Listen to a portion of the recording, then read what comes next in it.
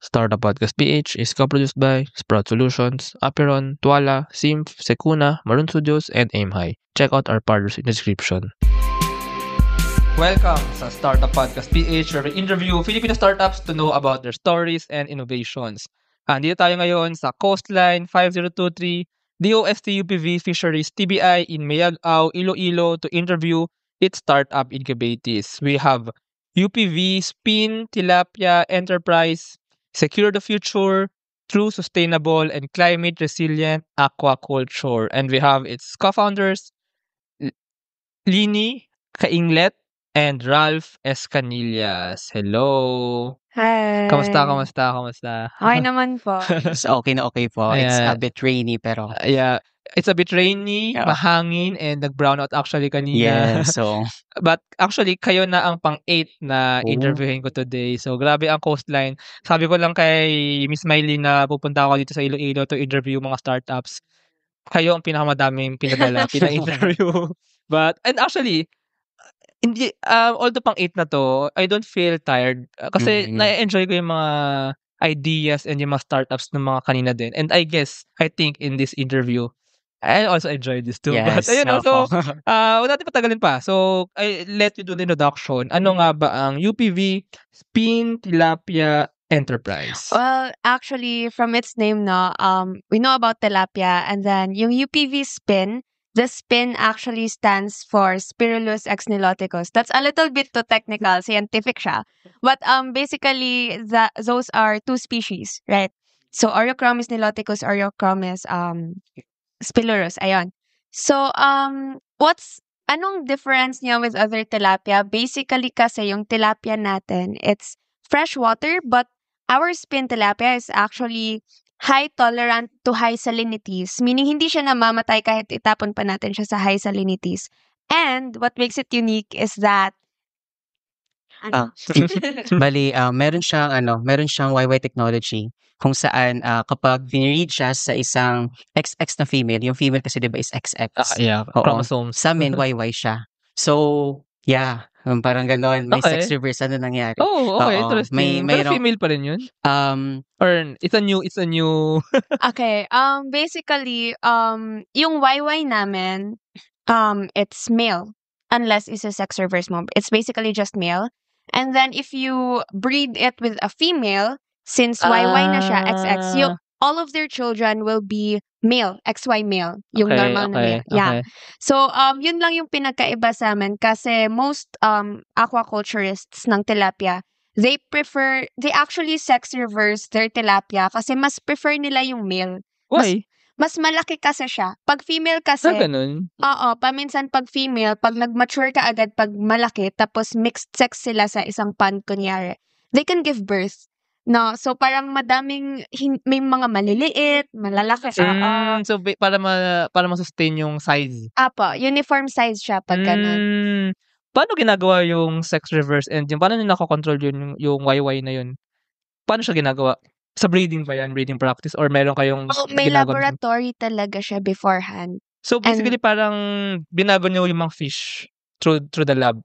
Ganun ba yun? Or sige, can you explain? Sige, hindi naman like super like hindi siya more of genetic engineering. Yeah. No? It's more of like binago lang talaga yung ano nila, yung parang yung kanilang sex. Okay. Through different processes which is medyo hindi pa siya pwedeng Sige, sure. sabihin. Naka-patent, ongoing patent pa kasi siya. Pero TLDR, too long to say. Okay. Yung short story niyan is that we have a technology na we are able to check kasi we do sex reversals na, 'di ba? So we're able to check to find out kung sino sa kanila yung YY kasi if tignan lang natin, we can't really know the insides. Think of it like it's not X-ray, but think of it like as like na parang makita mo, ay, eto, YY siya, sige, we'll take that one out and then we'll grow that. And then, ayun, pag lumaki na, you can cross it with the XX. I'm very new to this, pero ano ba, like, in the past ba, meron ng ganitong ginagawa talaga na sex reversal, yung mga breeders? Actually, yung sex reversal itself, di ba, chrome, ako kasi yan, hormone, yung ginagamit. Oo. Pero, kumbaga, ginagawa na yan for so many times already. However, yung problem lang is that yung problem talaga ng mga ibang mga nagde-develop niyan is hindi nila ma-identify agad kung ano yung naging wayway. Oh, Oo. get. Parang gin-start actually siya sa CLSU. Doon CLSU. Central Luzon State University. Sa ano, Mm. Nueva Ecija. Yeah, Yeah. oo. Oo. And then it's a very long time ago. We actually have the father of the sex reversal. We call him.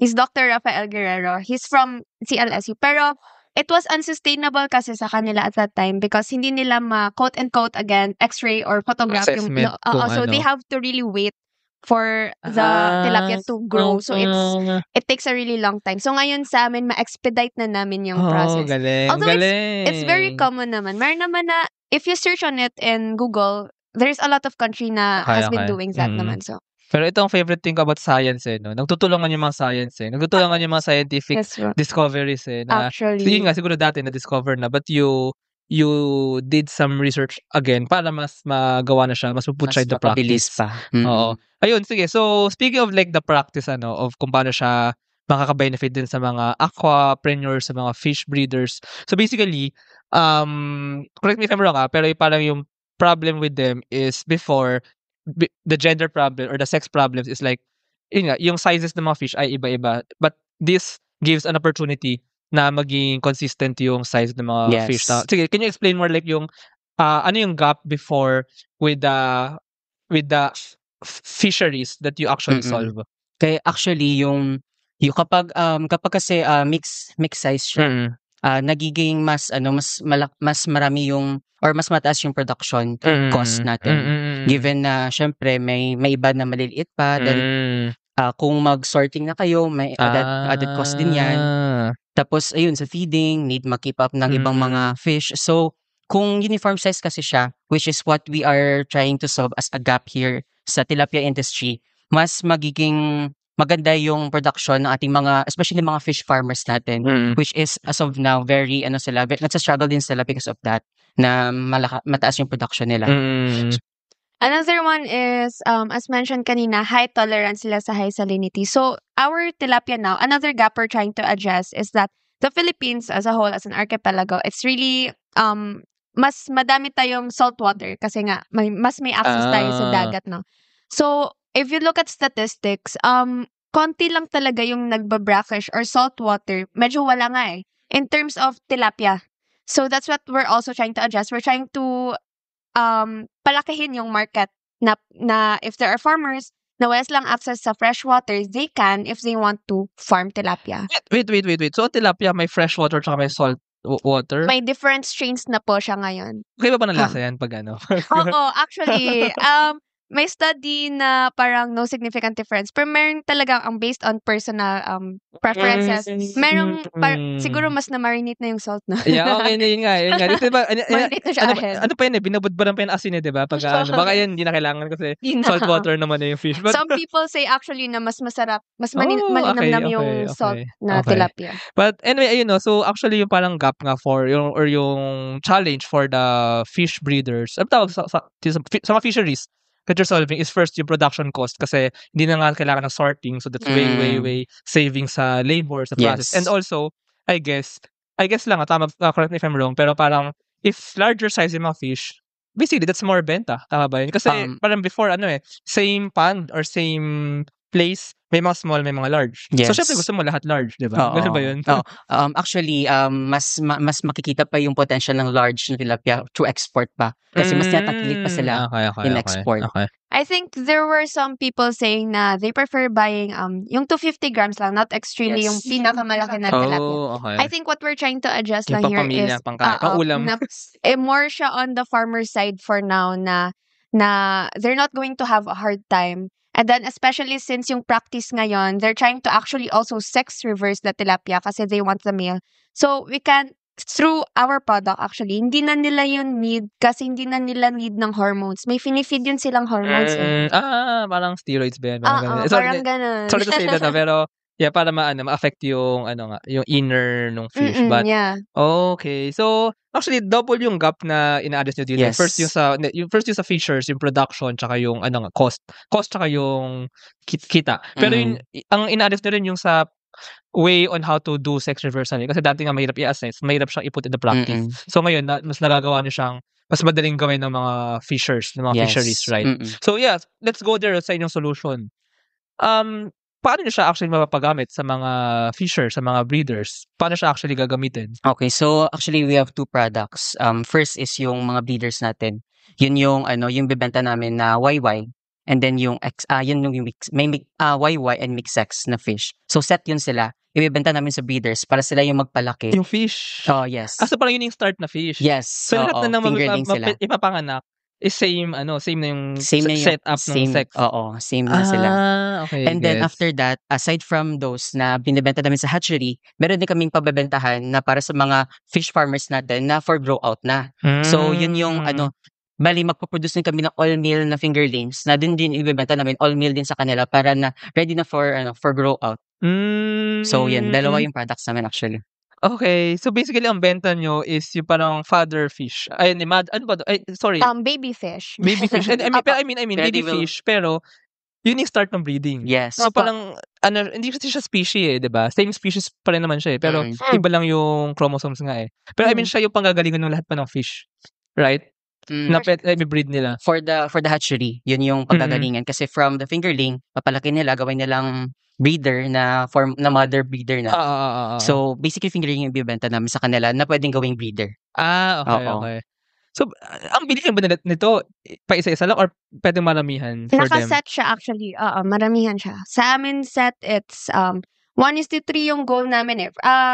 One male for every 3 female na breeders. Yung mga gagawin nilang yung mga anak. So sa amin we're trying to sell 500 to 3,000 na ratio ng male is to female na fry na baby na palakihin nila until lumaki siya para sila na yung magpapanganak ng yung lahat ng panganak nun it's XY. So basically ang analogy nito sa farm yung seedling para kayo nang gawin ng seedling na high quality na, let's put it that way. And then ito seedling na to pag naging halaman yung mga seeds din nito in the future or yung mga ibe-breed pa if fish is ganun din. Yes yung po. Opo. Exactly. Okay.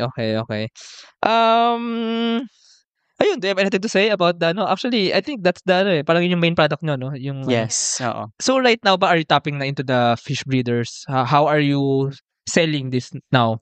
Actually, kakapanalon din namin sa DA na contest on Young Farmers Challenge. Okay. And we have met people there, possible stakeholders. Actually, kung ma-recall namin, may isa doon na fish farmer na in their community, parang community leader siya. And they really are tapping on us kasi gusto nilang itry yung product namin to help yung mga fish farmers na nandun sa kanilang community. Yeah, I think there are a lot of people na through also a lot na publicize na kasi siya. So there were a lot of people also reaching out to us. So I think that's a start. So we're just trying to really establish the business now. We're trying to inaano na namin yung yung mga permits and everything. And once we're ready to go, I think we have potential customers already. Actually, ang galing. Parang for me, if I'm a fish breeder, if I fishery, very attractive ito kasi Yes, this is like level up ng mga fish ko eh, di ba? Yes, parang, and makakatipid nga ako and mas malaki kita ako. So, I don't see why not. Yeah, and it's actually when they're I think for some farmers, for some fishers, aquacultures, if they're hesitant to buy it, I think wala naman technically mag-change sa gawain nila. Actually, yeah. So when they have the product, all that's going to change is the type of product they're going to have, but the way they'll want to grow it, it's essentially the same as other tilapia. So wala na silang i-mind. Yes, actually, this is actually the science and the technology we need kasi ito yung mga very easy to apply kasi nga walang friction at all to sa application nila eh. Yes, po. They can easily, siguro maybe may initial price lang for the investment kasi new fish, diba? Pero after that, it's easy to use and kung obvious yung profits or yung dagdag kita for them, mas madaling kakala to sa sa mga ibang fish breeders. And ito actually yung mga way on a larger scale on how we mainstreamize ang fish, ang aquaculture. Kasi yun nga yung with the interviews with other startups kanina, medyo problema ngayon sa Pilipinas na parang medyo na-underrate na ang fisheries. Na parang medyo na-underestimate. Yes. When in fact, yun ang source ng ating pagkain. Exactly. Pero kung in a business sense, kung makikita ng mga tao na, uy, may pera sa Oo. isdaan, dadami ang mga Mm. mag-iisda, Yes. lalaki yung ekonomiya nito. Yeah. And then, magiging normal na siya na Yeah. tsaka magiging highly respected siya na business, Yeah. kumbaga. Just to mention pala, our product, we're also promoting it to what we call as backyard farmers. So you don't really have to have a lot of money if you want to start inculturing this. If you just have enough space at the back of your house, parang Yeah. plantita-plantito if you just yes, wanna oo. if you just wanna use Yun the nga yung mga uso tilapia. ngayon, binanggit ko rin kanina na naririnig ko sa TikTok yung crayfish. Well, crayfish yun Pero parang uso ngayon yung mga anyone can actually start a business. 'Di ba ngayon uso sa mga Pilipino din yung naghahanap ng mga negosyo na pagkakakitaan. Yeah. And somehow, little by little, trending ngayon yung na pwede pala, na possible pala. Kasi hindi natin naisip yun dati. Dati, lang tayo, e-commerce, mga bebenta ako sa Shopee, ganyan. Pero possible pala, na ang sideline mo or negosyo mo is Yes, isdaan. aquaculture. Aquaculture is the future. Yan, oo. Aquaculture Oo. is the future. Ayan. Is payroll processing taking too much of your time? Introducing Sprout Payroll Starter. For as low as 5,000 pesos per month, you get a team of experts to help you with your payroll and HR needs. We'll help compute and process payroll, handle all your government compliance requirements, and automate timekeeping. Leave the payroll to us so you can focus on growing your business. Enjoy peace of mind with Sprout Payroll Starter.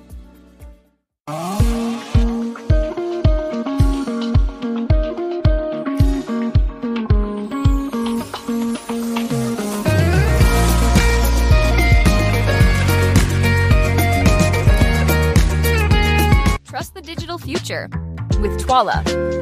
Secure and tamper-proof digital signature. Electronic notarization service. And custom AI agents for intelligent document workflows. Visit twala.io to learn more. In today's digital world, your organization needs more than just technology. It needs a strategic partner. At Symph, we build web and mobile apps that drive innovation for startups, enterprises, and organizations worldwide. Visit symph.co today. Protect your assets from bugs before bad hackers exploit them. And launch your products seamlessly with Sukuna, your trusted partner in cybersecurity. Receive reports in real time and work with security experts to find bugs in your products before others do. Let's make your security our priority. Sige. Let's go sa inyong mga stories. Actually, your students, no? So, Yes. pwedeng pakwento kung paano kayo napunta sa idea, sa technology na ito.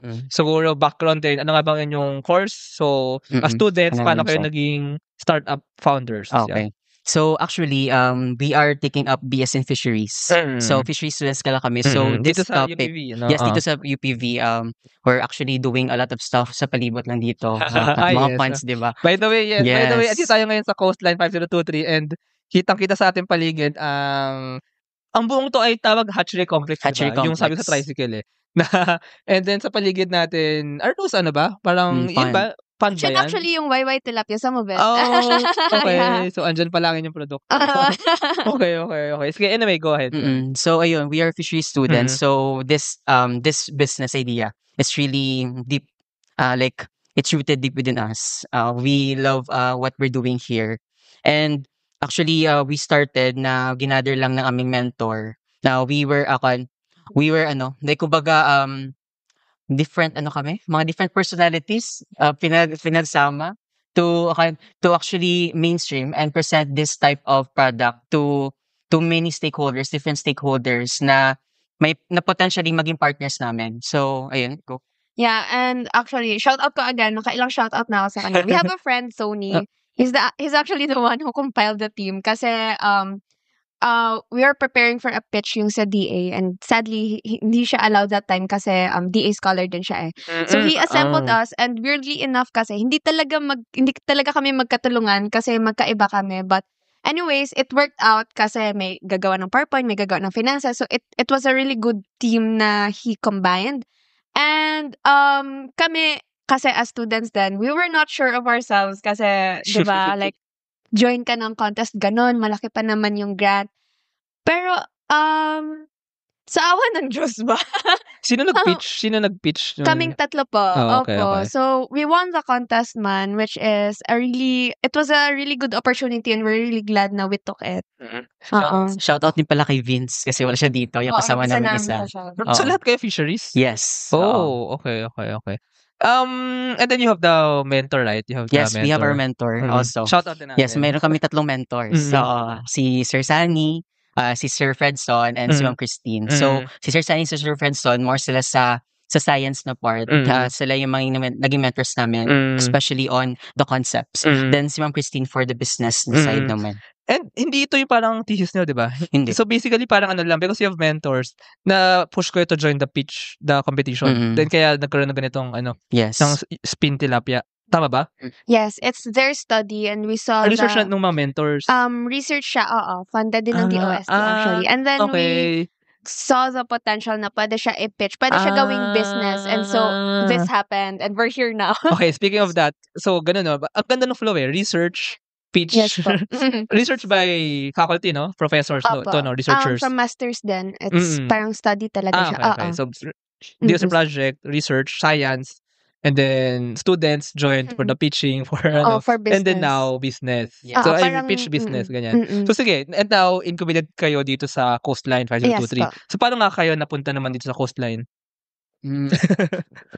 Paano ba? Actually, si Ma'am Eileen, isa din sa mga sa mga like people here, and also Ma'am Christine, we actually developed this business here, like Okay. this idea of the business here dito sa Coastline. So, ayun, patuloy, like nung natapos na kami sa pag-pitch and we won, napunta kami dito sa Coastline. And I think it's a really good opportunity no na there are a lot of research studies na it stays as is, as a research study Yeah. lang. Pero through this, makikita natin na ang daming pwedeng maging potential maging business. So I think not only for us na for kunyari study kasi siya ng masters or ng teachers, I think students have the potential na if they really believe in their research product, they can actually use it Yeah. as a business or they can join competitions, pitchings like yung sa amin, DA. Kasi it would really help them and it would really help a lot. Kasi when we do our thesis, we have in mind the people also. So I So, feel like, pag magtitesis ba kayo related dito ang gagawin nyo or not necessarily? Actually, 4th year na kasi kami. So, Okay, okay. we're graduating and we're currently working with our thesis before. Okay. So, medyo hindi siya related. Okay, Pero, okay. as we have said earlier, yung aming passion dito, since we're fishery students, we Yeah. were exposed in this kind of activities. And yes, we're doing it Yeah. right now. Oo. But anyway, actually, what you said nga, na research kasi, basically, it's science, or it's basically adding to the body of knowledge ng mundo. Pero, for me then, yun din ang role ng incubators, yung parang commercialization. Because commercialization is actually parang integrating a business model into science, into the research, no? Na para yun nga, yung mga research hindi lang natatabi dyan, kundi na puput into use talaga. Kasi, by commercialization, we mean, baka isipin ng mga tao, parang commercialization, para kumita, for profit. But it's not necessarily just that It's all about, kumbaga, you're putting a business model that will ensure that yung product mo is magagamit ng mga tao and at the same time that binibili nila, you have income na mas mapaparan pa yung operation. So, kumbaga na-upgrade yung quality ng mundo kasi Yes. mas magagamit si YY spin tilapia. So, mas mainstream siya. Hindi lang siya research na naging siya, utility talaga ng buong society, ng buong Pilipinas. And maybe, possible ba tayo export even maybe in the Yes. future? It's it's in our talaga plans. Oo. But ito actually yung question ko, as students, did you find yourself to become businessmen, businesswomen? Actually, yung ganyan talaga, we all started with that. Medyo unsure kung ano nga ba yung future natin kasi given that business is really, hindi talaga siya, kumbaga, hindi natin ma-expect anong mangyayari. However, ako din, encouraged talaga ako to have that entrepreneurial mindset as early as now. Kasi, through this, alam ko naman sa sarili ko na with this kind of mindset, we can reach heights naman that we never expect. So, ayun. yeah, and siguro if you tell the younger me I would become a businesswoman at an age of 22, I would not believe you. Siguro nag-expect naman talaga ako magka-business pero mga retirement age, oo. Good thing you said that. Kasi tama nga na you're starting at a young age. Kasi, I mean, hindi natin mape-predict kung ano mangyayari in the future. Yeah. So, I think, siguro, ang risky lang dyan is, yun nga, I mean, of course, business is still risky, no? You're not yet sure if you can really make this profitable. But siguro yun din yung kinagandahan ng mga grants, ng mga competitions that you join. At least, Yeah. may pantawid kayo for now na are in this stage pa lang or Yes. parang Oo. validation stage pa lang. And maybe, given 2-3 years, magawa nyo talagang profitable si Yeah. YY, si Spin Spin. Tilapia or si YY Tilapia. May income na talaga as a business. And then, yun na, ang full time ninyo na gagawin into the future. Yes.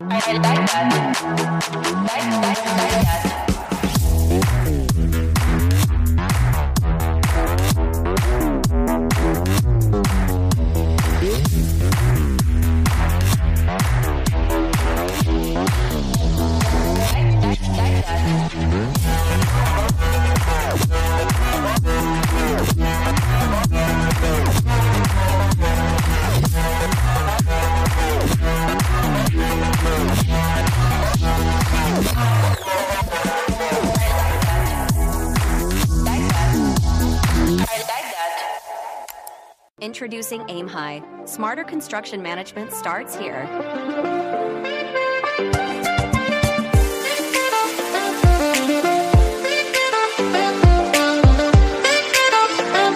Monitor costs and progress with real-time insights.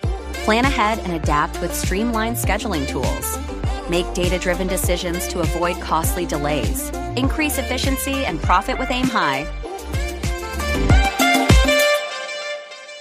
So, Siguro ano lang, no, on the business end, paano nyo nakikita pa nabebentahan? Paano siya nakikita na parang business talaga? Na parang, so regular din kayo na gumagawa maybe here ng mga parang, what do you call it, like the fish, the seedlings, kumbaga.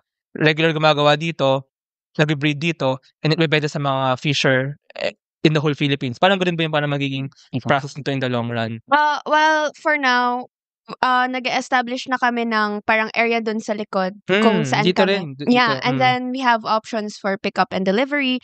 And for now, eto pa lang kasi we're starting up. But if sa roadmap namin, if we're going to look into the future, we're hoping also to expand or to put parang ang tawag dun, parang meron kaming stations as well. Especially we're trying to aim the top producers nasa Luzon sila nasa North. So if we could put a place there, then we're hoping na maka-expand talaga kami before aiming for global export. Yes. Actually, dun sa plan talaga namin is first dito talaga sa Region 6 muna yung focus. Kasi dito yung mas serviceable for us. Dito yung mas, kumbaga mas ma-reach namin sila. Then after that, if we are already on the status na pwede na kami mag-expand. So we're planning to reach ang Central Luzon where we all know very common yung tilapia. Actually, mas grabe yung Manila dun sa tilapia. Mas acceptable kasi yung tilapia pa rin doon. So if we can tap on that market, for sure, this business will go beyond what we can expect. But are you targeting for now backyard fish breeders ka or mga mas large scale pa? Actually, lahat. We have a range of targets. Kasi syempre sa business, kapag isa lang yung target nyo, medyo, di ba, medyo mahirap. Pero kapag marami kayong target, for example, ayun, may backyard breeders, meron ding siguro ang mga grow-out farms na medyo malaki-laki na. They can buy our full all-male na tilapia. Then, for the hatcheries naman, kasi may hatchery din na part, doon yung breeders bibili. So, mostly doon sa kanila mga malalaking companies na yan, large-scale companies. So, marami. There's a wide range of customers. Covered. Region 6, outward, Luzon, sa mga tilapia, actually tilapia lang to. Meron ba kayong parang, will this be applicable for other fish? What do you think pala? Well, depende kung may mag-research pa ulit. Different we'll research see. siya. But for now, tilapia, Region 6, going outward, maybe Luzon, maybe Mindanao, and then different segments nga of breeders, different sizes, different scales, and then maybe later for export. And siguro, aside from that, ano pa yung parang future nyo na nakikita? So, do you really want then na parang, ito na yung normal na tilapia na kinakain ng mga Pilipino? Ganun ba? I feel like, can be, especially if we're trying to, kasi That's on the consumer side. Pero we're just really trying to help the low fishers Okay, the muna breeder na, side.